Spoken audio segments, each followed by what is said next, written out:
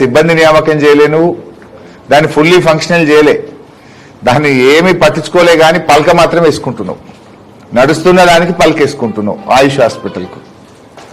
ఇంకొక 2 పిహెచ్సిలు.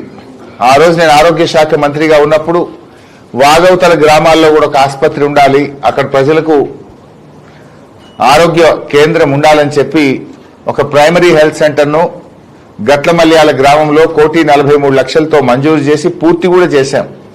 ఎన్నికల కోడ్ రావడం వల్ల నేను ప్రారంభం చేయలేదు. ఆల్రెడీ డాక్టర్ అపాయింట్ అయినరు, అది ఫంక్షనల్ ఉంది, ఆ ఊర్లో నడుస్తున్నది, దానికి పలికేసుకుంటున్నాం.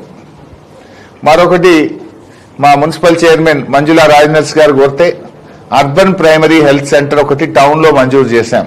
1,43,00,000 రూపాయలతో urban primary health centre sanction చేసిన, ఆ రోజు ఆరోగ్య మంత్రిగా నేను శాంక్షన్ చేసిన, అది నిర్మాణం అయిపోయింది, దానికి పలికేసుకుంటున్నాం. ఈ 4 పనులు ఆనాడు ఆరోగ్య శాఖ మంత్రిగా నేను మంజూరు చేసి పనులు పూర్తి చేస్తే పలకలేసుకుంటున్నాడు. అంతకుమించి నువ్వు చేసింది అయితే ఏమీ లేదు. ఆయిల్ పామ్ ఫ్యాక్టరీ పెద్దలు కేసీఆర్ గారి ఆశీస్సులతో మొక్కలు గాని, ఫ్యాక్టరీ గాని, కాళేశ్వరం జలాలు గాని అన్ని కేసీఆర్ గారి ఆశీస్సులతో ఆనాడు మా ప్రభుత్వం చేసిందే.